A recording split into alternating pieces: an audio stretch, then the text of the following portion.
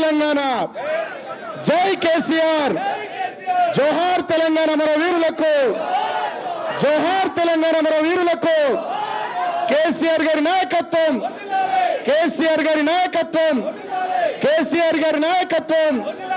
జై తెలంగాణ, జై తెలంగాణ, జై తెలంగాణ, జోహార్ తెలంగాణ మన వీరులకు, జోహార్ తెలంగాణ మన వీరులకు. జై కేసీఆర్, జై కేసీఆర్, జై కేసీఆర్. ఇప్పుడు ఒక పెద్ద సమస్య ఉంది. ఎందుకంటే ఇంతమంది మాట్లాడిన తర్వాత మాట్లాడాలంటే ఏం లేదు వాస్తవం చెప్పాలంటే. ఇక కాకపోతే మరి ఇక మైక్ ఇచ్చిండ్రు కాబట్టి తప్పదు. అందుకని ఇటువంటి మీటింగ్లకు పోయినప్పుడు ముందే నా బిడ్డను అడుగుతా, నేను ఏం మాట్లాడాలి అడిగినప్పుడు నా బిడ్డ ఏం చెప్పిందంటే, ఫస్ట్ మాట్లాడేదంటేనేమో చాలామంది పెద్ద పెద్ద వక్తలు ఉన్నారు, నాకేం లేదని చెప్పి సప్పుడే కూర్చో అన్నది. మధ్యలో మాట్లాడేది ఉంటే నాకంటే ముందు మాట్లాడిన మా సత్యవతక్క మంచిగా మాట్లాడింది, నా తర్వాత మా హరీష్ అన్న మాట్లాడతాడు, ఇంకా బాగా మాట్లాడతాడు, కాబట్టి నాకు చెప్పేందుకు ఏం లేని సప్పుడే కూర్చోను. మరి ఆఖరికి మాట్లాడేటట్టుంటే ఏం చేయాలని నేను అన్నా. నేను చెప్పాలనుకున్నదంతా వాళ్ళు చెప్పేసిరు, నాకేం లేదు అని చెప్పి సప్పుడెక్క రమ్మని చెప్పింది. ఇలా నా బిడ్డ అమెరికా పోతుంది రాత్రి, కాబట్టి పోయి కలవాలి, ఎక్కువసేపు తీసుకోను, కేవలం ఒక 5 నిమిషాలు. ముందుగా పెద్దలు గౌరవనీయులు శాసన మండలిలో ప్రతిపక్ష నాయకులు కేసీఆర్ గారికి 2001వ సంవత్సరం నుంచి ఈ రోజు దాకా ఒక సోదరుడిగా అండగా ఉన్న పెద్దలు గౌరవనీయులు మస్సునాచారి గారికి, గౌరవనీయులైన మరి పెద్దలు మాజీ మంత్రివర్యులు మస్సునాచారి గారితో పాటు ఆనాడు పార్టీ వ్యవస్థాపకుల్లో ఒకరు, ఈరోజు ఇప్పటిదాకా అద్భుతంగా ఉద్విగ్నంగా మిమ్మల్ని అందరినీ కూడా మరి ఒక ట్రాన్స్లోకి తీసుకునే విధంగా ప్రసంగించిన గౌరవనీయులు పెద్దలు మాజీ మంత్రివర్యులు హరీష్ రావు గారు, కౌన్సిల్లో డిప్యూటీ చైర్మన్ పెద్దలు బండా ప్రకాష్ గారు, మా అక్క ఇప్పుడే ఒక్కసారి నిరాహార దీక్ష సందర్భంగా జరిగిన ఆనాటి పరిస్థితులను మా అందరికీ గుర్తు చేసిన శ్రీమతి సవితా ఇంద్రారెడ్డి గారు, మా అన్నగారు పెద్దలు మొహమ్మద్ మహమూద్ అలీ గారు. आप भी आजकल ज़बरदस्त तकरीर कर रहे हैं, आप पूरा मूड में आ गए. రివెంజ్ రెడ్డి బోల్ది యాజ్ పెలివర్. అట్లాగే గౌరవనీయులైన పెద్దలు అన్నగారు పొన్నాల లక్ష్మయ్య గారు, మా శ్రీనివాస్ గౌడ్ అన్న, సునీతక్క, సత్యవతక్క, గోపాల్ అన్న, మా కొప్పుల ఈశ్వరన్న, కర్ణ ప్రభాకర్ అన్న, ప్రశాంత్ అన్న, యాదన్న, రెవన్న, వెనక కూర్చున్న మా ఎమ్మెల్యేలు, మా మాజీ ఎమ్మెల్యేలు, జర పేర్లు ఎవరో చెప్పలేదు ఏమనుకోకుర్రి. అందరికీ వేదిక ముందున్న మా అన్నదమ్ములకు, ఆడబిడ్డలకు, పాత్రికేయ మిత్రులకు పేరు పేరున హృదయపూర్వకంగా నమస్కారాలు. మాట్లాడిన ప్రతి వక్త, ప్రతి నాయకుడు ఒక మాట అన్నారు, ఇబ్బంది ఏదో ఉన్నది అని. కానీ ఒక్కసారి దయచేసి నేను మిమ్మల్ని ప్రార్థిస్తున్నా, ఇబ్బంది నిజంగా ఏమున్నది మనకు? కేసీఆర్ గారు 2001లో పార్టీ పెట్టినప్పుడు ఆ రోజు ఉండే ఇబ్బందులతో పోలిస్తే ఈరోజు మనం కూర్చున్న ప్లాట్ఫామ్లో ఈరోజు మనం ఉన్న పరిస్థితులు ఏమి ఇబ్బంది? ఇది ఇబ్బందే కాదు. అదొక లొట్టపీస్ కేసు, వాడొక లొట్టపీస్ ముఖ్యమంత్రి, చేయగలిగేది ఏమీ లేదు, ఇబ్బంది లేదు, మన లేదు. మీరు అనవసరంగా ఇబ్బంది అన్న మాట దయచేసి మీరు మాట్లాడకూడదు పబ్లిక్ వేదికల మీద. ఎందుకంటే ఇబ్బంది ఏముంది? కేసీఆర్ గారు ఆనాడు కడుపు మార్చుకొని తెలంగాణ వచ్చుడో కేసీఆర్ సచ్చుడో, తెలంగాణ జైత్రయాత్రనో కేసీఆర్ శవయాత్రనో అని కూర్చున్నాడు చూడు, గా ఇబ్బంది ముందుకి ఇది ఏమి ఇబ్బంది నాకు అర్థం కాదు. మా తమ్ముళ్ళు కేసీఆర్ గారు నిరాహార దీక్ష కూర్చున్నా నాకు యాదుకుంది, ఉస్మానియా యూనివర్సిటీలో మా తమ్ముడు సుమన్ కానీ, ఎర్రోల సీను కానీ, ఇంకా మిగతా విద్యార్థి నాయకులు వాళ్ళ ఈపులు విమానం మూత మోగినాయి. 56, 60 లాఠీ దెబ్బలు పడితే ఒక్కొక్కరిని ఈపు కాలిపోయింది, కమిలిపోయింది. గా ఇబ్బందుల ముందు ఇదేం ఇబ్బంది? ఒక సిరిపురం యాదయ్య, ఒక శ్రీకాంతాచారి ఒంటి మీద పెట్రోల్ పోసుకొని, మనము చిన్న సురుకంటితేనే అయ్యా అవ్వ అంటాం, ఒంటి మీద పెట్రోల్ పోసుకొని భగభగ మండుతుంటే వాళ్ళు పోలీసుల మీద కురికిన చూడు, గా ఇబ్బంది ముందుకి ఇదేమి ఇబ్బంది? ఇబ్బంది అనేది లేనే లేదు. నేను మళ్ళీ చెప్తున్నా, అదో లొట్టపీస్ కేసు, వాడొక లొట్టపీస్ ముఖ్యమంత్రి, పీకేదేమీ లేదు. కాబట్టి మీరెవరు ఆ మాట మాట్లాడవచ్చు. ఇంకొక మాట కూడా నేను చెప్తా ఉన్నా, ఇబ్బంది అంటే కేసీఆర్ గారు పార్టీ పెట్టినాడు అగమ్య గోచరం, తెలంగాణ వస్తుందో రాదో తెలియదు. మజిల్ పవర్ లేదు, మనీ పవర్ లేదు, మీడియా పవర్ లేదు, తెలంగాణ సమాజం ఒక్కటిగా లేదు. అట్లాంటి పరిస్థితుల్లో, అగమ్య గోచరమైన పరిస్థితుల్లో ప్రజల కోసం, తెలంగాణ రాష్ట్రం కోసం తన జీవితాన్ని అంకితం చేసి ఆఖరికి సావు నోట్లో తలబెట్టి తెలంగాణ తెచ్చిన నాయకుడు కేసీఆర్. అట్లాంటి కేసీఆర్ తయారు చేసిన సైనికుడిగా, కేసీఆర్ రక్తం పంచుకొని పుట్టిన బిడ్డగా ఇది ఇబ్బంది కానే కాదు. మనం ఎవ్వరం కూడా బాధపడాల్సిన అవసరం లేదు. నేను మిమ్మల్ని కోరేది, ప్రార్థించేది ఒకటే, ఈరోజు రాష్ట్రంలో ఒక 3D పాలన నడుస్తున్నది. 3D ఏంటిదా 3D? మొదటి డి డిసెప్షన్.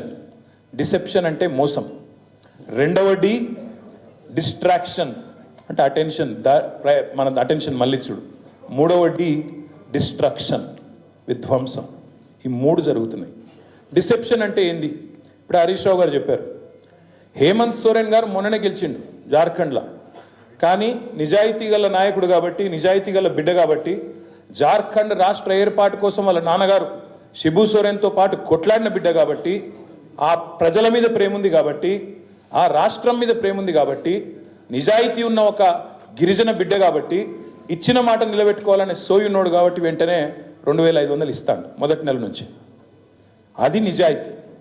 అదే మరి రేవంత్ రెడ్డి ప్రభుత్వం ఏం చేస్తున్నది? మీరు చూడండి ఎంత దారుణం. అంటే మోసం ఎట్లుంటుందంటే, ఒకటేమో 6 గ్యారంటీలు, అఫిడవిట్లు, దేవుళ్ళ మీద ఒట్లు, ఇవన్నీ మీకు తెలుసు. నేను చెప్పా, నిన్న చూసిన నేను టీవీలో, జాతీయ టీవీలో ఆజ్ తక్ అనే టీవీ, కాంగ్రెస్ యొక్క అధికార ప్రతినిధి ఆమె ఉంటుంది, పెద్ద మనిషి ఒక ఆమె, సుప్రియానో శ్రీప్రియానో, ఆమె చెప్తున్నది నిన్న, జాతీయ మీడియాలో కాంగ్రెస్లో మోసం ఎట్లుంటుందో చెప్తుంది. మరి మీరు మళ్ళా ఢిల్లీలో మాటిస్తుండ్రు, మహిళలకు ఏదో ప్యారీ బెహనా స్కీమ్ అని పెడుతుండ్రు, నెలకు 2500 ఇస్తామంటుండ్రు, ఎక్కడన్నా ఇచ్చిండ్రా ఇది వరకు అని అడిగింది ఆమె.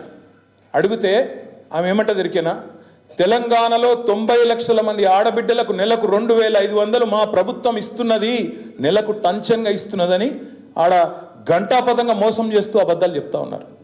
మరి ఇంతకంటే మోసం, ఇంతకంటే దగ ఉంటుందా? అంటే ఇక్కడ ఇయ్యనిది ఇచ్చినట్టు, ఉన్నది లేనట్టు, ఏదో ఒక ఊహాజనితమైన మోసపూరితమైన ప్రపంచ నిర్మాణం చేయడం. ఇక రెండోది విధ్వంసం. నిజంగా మనకున్న ఇబ్బంది ఏ పాటి ఇబ్బంది? ఇక్కడ హైడ్రా బాధితులు వచ్చి ఇల్లు కూలిపోతుంటే ఏడ్చిలు చూడు, వాళ్ళ ఇబ్బంది ముందు మనది ఏమి ఇబ్బంది? ఇవాళ లగచర్లలో రైతులు భూములు ఇవ్వకపోతే తీసుకుపోయి 40 రోజులు గిరిజన రైతులను జైల్లో పెట్టిన చూడు, వాళ్ళ ఇబ్బంది ముందు మనది ఏమి ఇబ్బంది? కాబట్టి ఇవాళ ఈ ప్లాట్ఫామ్లో మన పార్టీ 25వ సంవత్సరంలో అడుగు పెడుతున్న ఈ సంవత్సరంలో మనకి ఇదేం పెద్ద ఇబ్బంది కాదు. కేసులు అనేది అసలు ఇష్యూయే కాదు.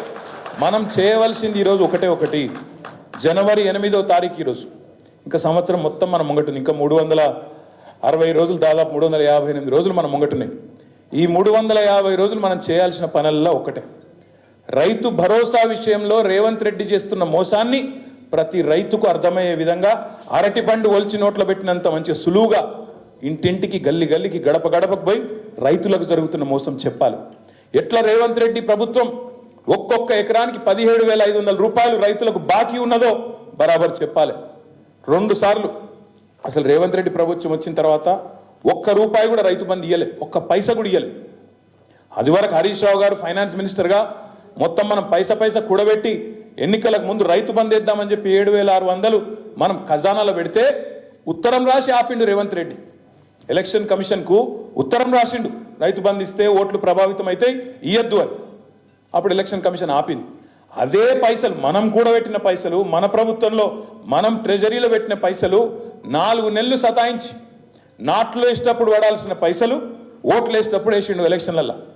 అది తప్ప ₹1 కూడా రైతుకి ఇచ్చింది లేదు. ఇక రుణమాఫీ విషయం మీకు తెలుసు. రుణమాఫీ అంతా మోసం. ప్రతి దేవుని మీద ఒట్లు పెట్టిండు, కనబడ్డ దేవుళ్ళందరి మీద ఒట్లు పెట్టిండు, కానీ ఇంతవరకు రుణమాఫీ కాలే. మొన్న అసెంబ్లీలో అడిగిన నేను, పోదాంపా మరి మీ కొండారెడ్డిపల్లె పోదామా, కొడంగల్ పోదామా, ఒక్క దగ్గరనన్న 100% రుణమాఫీ అయిందని చెప్పి రైతులు చెప్తే రాజకీయ సన్యాసం తీసుకొని రాజీనామా చేసి ఆడికెళ్ళి పోతామని చెప్పినాం. కానీ కుయ్యలేదు, కయ్యలేదు. ఎందుకంటే ఆయనకు కూడా తెలుసు, పోని పాపం ఆ పార్టీలకు అబద్ధాలు చెప్పుట్ల ట్రైనింగ్ అన్న చక్కగా ఇచ్చినట్టు అది కూడా ఇవ్వలేదు. ఒక ఎమ్మెల్యే లేచిండు పెద్దపల్లి, ఆయన లేచి మీరు రాండ్రి ఇప్పుడే పోదాం, మా పెద్దపల్లిలో 60% 70% అయిందని చెప్పిండు. మేము చెప్పింది గదేరా నాయన, మొత్తం కాలేదు, గిదేమేం చెప్పింది మీ ముఖ్యమంత్రి 100 అంటుడు, నువ్వు 60 అంటూ నువ్వు కింద పోతే చారాన కాలే, సిగ్గు లేకుండా మాట్లాడుతున్నారంటే మళ్ళీ సపరేట్గా నోరు మూసుకొని కూర్చున్నారు. ఇక ఈ మోసం చెప్పాలి. రుణమాఫీ ఏమైంది, రైతు భరోసా ఏమైంది, కౌలు రైతులను కలవరిచ్చిండప్పుడు. కౌలు రైతులు 22 లక్షల మందికి ఉత్తరం రాస్తున్నా, కేసీఆర్ ఇస్తలేడు మీకు, నేను ఇస్తా అన్నావు, ఏమైంది అని అడగాలి. ఇది మర్చిపోని కేసు. ఈ కేసు నేను కొట్లాడతా, మనకు మంచి లాయర్లు ఉన్నారు, జోర్దార్ లీగల్ సెల్ ఉన్నది. ఆ కేసు సంగతి మేము చూసుకుంటాం. మీరు దాని గురించి మర్చిపోండి, దాని గురించి ఆందోళన చేయాల్సిన అవసరమో బాధపడాల్సిన అవసరమో లేనే లేదు. మీరు చేయవలసింది, మనం చేయవలసింది బీఆర్ఎస్ పార్టీగా తెలంగాణ ప్రజలకు ఒక రక్షణ కవచంలాగా నిలబడి ఈ సంవత్సరం మొత్తం ఈ మోసపూరిత కాంగ్రెస్ ప్రభుత్వం యొక్క భరతం పట్టే విధంగా ముందుకు పోదాం. కౌలు రైతుల గురించి మాట్లాడదాం, రైతు కూలీల గురించి మాట్లాడదాం, రైతన్నలకు జరుగుతున్న మోసం రైతు భరోసా విషయంలో 15,000 అని చెప్పి వరంగల్లో రైతు డిక్లరేషన్ అని చెప్పి నువ్వు చెప్తే నమ్ముతలేరని చెప్పి రాహుల్ గాంధీని తీసుకొచ్చి ప్రియాంక గాంధీని తీసుకొచ్చి వాళ్ళ నోటంబడి కూడా అబద్ధాలు చెప్పించి ఇవాళ గొంతు కోసినావు కదా రైతులది, దాని గురించి మాట్లాడదాం. ఉద్యోగస్తులకు ఇవాళ భూమితోని సంబంధం కట్ చేస్తున్నావు. ఉద్యోగస్తుడైతే ఆయన కట్ చేయన్న వెంటనే రైతు బంధు, ఆయన మరి రైతు బిడ్డ కాదా? రైతు బిడ్డకు రైతుతోని భూమితో సంబంధం కట్ చేస్తావా? వాళ్ళ అమ్మనో నాయననో చేస్తున్నారు వ్యవసాయం, నీకేం నొచ్చింది? కట్ చేస్తా అంటాడు. రుణమాఫీ ఇవాళ ఎక్కడ కూడా ఏ ఊరికన్నా పోదాం, చారాననో 30 పైసలు అయింది, ఇంకా 70 పైసలు బాకీ ఉన్నాడు, చేస్తలేడు. అందులో కూడా మళ్ళీ కటింగ్లు పెడుతున్నాడు. ఉద్యోగులకు పిఆర్సీ లేదు. ఇప్పుడే నేను చూసిన ఇక్కడికి వచ్చినప్పుడు నేను హరీష్ రావు గారు ఒక ఏఎస్ఐ మహబూబ్నారాయణ, ఆయన పేరేందో సాదిక్ ఖాన్ ఏదో ఉంది, ఖాన్ సాబ్ సాదిక్ అలీ, ఆయన ఇప్పుడే ఒక వీడియో పెట్టిండు. పాపం రిటైర్ అయిందట, 8 నెలలు అయిందట, బుడ్డ పైస వస్తలేదు, పెన్షన్ వస్తలేదు, సత్యపిక్తున్నా, నేను పోతున్నా, రేవంత్ రెడ్డికి వీడియో పెడుతున్నా అని చెప్పి ఆత్మహత్య చేసుకుంటున్నాను ఇప్పుడే వీడియో పెట్టిండు. ఒక ఇట్లాంటి పరిస్థితి అది ఇలా పెన్షనర్లది. పెన్షనర్ల పరిస్థితి గది, ఉద్యోగుల పరిస్థితి గిది. మళ్ళా ఇవాళ అన్నీ ఉండగానట మీదికెళ్ళి ఒక్క అమలు చేసింది లేదు ఒక్క హామీ. ఇప్పుడు హరీష్ రావు గారు ఒక మంచి మాట చెప్పినారు, అప్పులు అప్పులు అప్పులు అని తప్పుడు కూతలు కూర్చుండు. ఒక గది చెప్దాం. అప్పులు అప్పుల పేరిట చేసిన తప్పుడు ప్రచారం ఆనాడు మేడిగడ్డకు పర్రె పడ్డది అన్నాడు. మేడిగడ్డకు పర్రె నేను మొన్న చెప్పినా మళ్ళీ చెప్తున్నా, మేడిగడ్డ ఈరోజు ఒక పెద్ద భూకంపం వస్తే కూడా తట్టుకొని బ్రహ్మాండంగా నిలబడ్డది. 28 లక్షల క్యూసెక్కుల వరద వస్తే కూడా తట్టుకొని నిలబడ్డది. ఇవాళ పడ్డది పర్రె మేడిగడ్డకు కాదు, నీ పుర్రెకు పడ్డది. నీకు బుద్ధి లేదు, నీకు ప్రభుత్వం నడుపుడు చేతనైతే లేదు, దాన్ని రిపేర్ చేసి యాసంగికి నీళ్ళు ఇచ్చే తెలివి లేదు. దాని మీద మాట్లాడదాం. యాసంగి పంటకు రైతులకు చివరికి అటు కిందికి కోదాడకు, సూర్యాపేటకు, తుంగతుర్తికి, మా డోర్నకల్కు అక్కడికి నీళ్ళు వస్తలేవన్న మాట గది మాట్లాడదాం. అంతేగాని ఈ కేసు దీని గురించి ఏందో ఆందోళన, దీని గురించి ఇబ్బంది ఏమీ లేదు. బ్రహ్మాండంగా కొట్లాడదాం, సుప్రీంకోర్టుకు పోదాం, ఇంకో కోర్టుకు పోదాం. మనం తప్పు చేయలేదు. తప్పు చేయనప్పుడు ఎవ్వడికి భయపడే అవసరం లేదు. బరాబర్ న్యాయ పోరాటం చేద్దాం. హైదరాబాద్ ప్రతిష్ట పెంచడానికి, తెలంగాణ ప్రతిష్ట అంతర్జాతీయంగా ఇనుమడింపజేయడానికి ప్రయత్నం చేసినాం తప్ప ఒక రూపాయో అర పైసనో ఇందులో అవినీతి లేనే లేదు. కాబట్టి ఎవ్వరు ఏమన్నా మీరు పట్టించుకునే అక్కర్లేదు. మనం చేయాల్సిన పోరాటం రైతుల గురించి, 4,000 పెన్షన్ల కోసం ఎదురు చూస్తున్న అవ్వ తాతల గురించి, అదేవిధంగా తులం బంగారం ఇస్తానని చెప్తే నమ్మి ఓటేసిన ఆడబిడ్డల కోసం, అదేవిధంగా 2,500 మహాలక్ష్మి అని చెప్తే కొంతమంది తల్లులు ఎవరైతే మోసపోయినారో వాళ్ళ గురించి మాట్లాడదాం. ఈ సంవత్సరం మొత్తం ఆ పని చేద్దాం. తప్పకుండా కేసీఆర్ గారు చాలా స్పష్టమైన ఆలోచనతో ఉన్నారు. ఈ సంవత్సరం మనం కొత్త కమిటీలు కూడా వేసుకోవాల్సిన అవసరం ఉంది. సభ్యత్వ నమోదు, కొత్త కమిటీలు, బూత్ కమిటీ నుంచి మొదలు పెడితే గ్రామ కమిటీ, వార్డు కమిటీ, మండల కమిటీ, పట్టణ కమిటీ, జిల్లా కమిటీ, నియోజకవర్గ కమిటీ, అదేవిధంగా రాష్ట్ర కమిటీతో పాటు కొత్త అధ్యక్షుని కూడా ఈ సంవత్సరమే మనం ఎంపిక చేసుకోవాల్సి ఉంది. ఆ పని చేద్దాం. కార్యకర్తలకు శిక్షణా శిబిరాలు పెట్టుకుందాం. ఇప్పటిదాకా ఇంతమంది నాయకులు మాట్లాడిన మాటల్లో అన్ని విషయాలు అందరికి తెలియకపోవచ్చు. ఇదే కార్యక్రమాన్ని ప్రతి జిల్లాకు పోదాం. 32 జిల్లాల్లో పార్టీ ఆఫీసులు ఉన్నాయి, వాటిని యాక్టివేట్ చేద్దాం. మీరు హైదరాబాద్కి వచ్చుడు కాదు, మేమే మీ కాడికి వస్తాం.